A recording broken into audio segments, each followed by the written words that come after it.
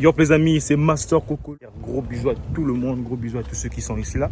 Alors je vais vous raconter l'histoire d'un jeune qui va épouser ses deux mamans. Bon, moi à l'époque je ne croyais pas ces histoires là. Je crois que c'est juste des contes, des mythes et tout ça. Mais qui finalement existent. Genre un mec va épouser sa mère. Ah, c'est une tradition qui existe. Alors c'est l'histoire d'un jeune homme. Un monsieur robuste, un monsieur bien, qui a eu l'éducation de ses deux parents. Son père avait deux femmes, la première femme et la deuxième femme qui était sa mère. Mais bon, pour trop parler là, je vais essayer de vous mettre les images des vidéos afin que vous puissiez voir qu'est-ce qu'il a dit, qu'est-ce qu'ils ont dit et développer après. Donc c'est l'histoire de ce mec là qui va épouser ses mamans, tout ça là, patati patata. Mais avant ça, je vous mets d'abord la vidéo, déguster la vidéo, on va commenter ensuite. Suivant. Voici la première femme de mon papa. Elle est ma marate. Celle-ci est la deuxième. C'est elle qui m'a mise au monde. Je vais les marier, elles vont rester auprès de moi. Je vais me marier avec mon fils. Il deviendra l'homme de ma vie. Il prendra soin de moi. C'est pour ne pas que le bien parte ailleurs. Non, il est préférable que tu te maries à eux. Là, le bien est toujours en famille. Voilà, après avoir suivi la vidéo, on peut peut-être dire tout ce qu'on a besoin de dire sur ça. D'autres vont peut-être mal juger ça, d'autres vont peut-être mal prendre ça. Mais l'histoire, c'est quoi? L'histoire de ce monsieur, c'est un monsieur qui a fait sa vie, un monsieur qui a très bien été éduqué par sa famille, voilà, qui va travailler à sa manière, c'est-à-dire soutenu par ses parents. Et sa mère, que vous avez bien vu là, son père va mourir. Et dans la tradition chez eux dit que quand papa meurt, l'enfant doit prendre, c'est-à-dire que le plus grand, l'aîné, celui qui est capable, celui qui travaille, celui qui a des moyens, doit prendre la charge des femmes que papa a laissées. Donc, si son papa avait laissé 12 femmes, le gars allait épouser les 12 femmes. Et les 12 femmes seront ses femmes.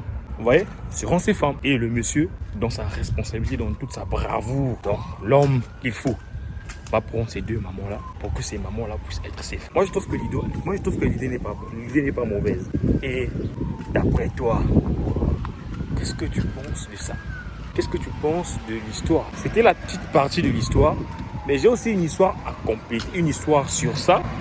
C'est une ethnie au Congo-Brazzaville. On appelle cette ethnie-là les Bembe. Bon, pour ceux qui vont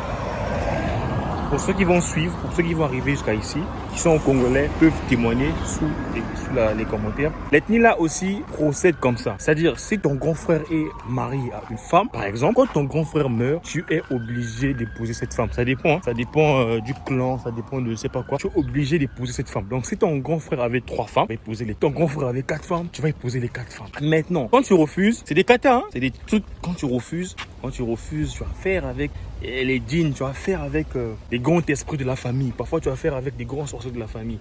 Et ce sont les lois établies qui sont comme ça.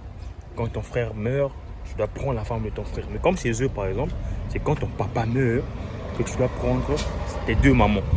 Mais je trouve ça un peu louche, hein, un peu barjou, un peu je sais pas comment. Mais si tu as une histoire comme ça, tu as une histoire qui va vers ça, et tu as des images, tu peux toujours me les balancer sur mon Instagram qui est toujours Master Cocolo. Je sais pas si tu vois, Master Cocolo. Tu peux m'écrire, tu peux me laisser des messages, une note vocale. D'ailleurs, on va discuter sans relâche. Je suis ouvert à tout le monde, y compris à toi d'ailleurs. Donc il y a des histoires comme ça qui se passent. Mais moi, mon point de vue dans tout ça, c'est que chacun de nous est libre de faire ses choix, de refuser tout comme d'accepter.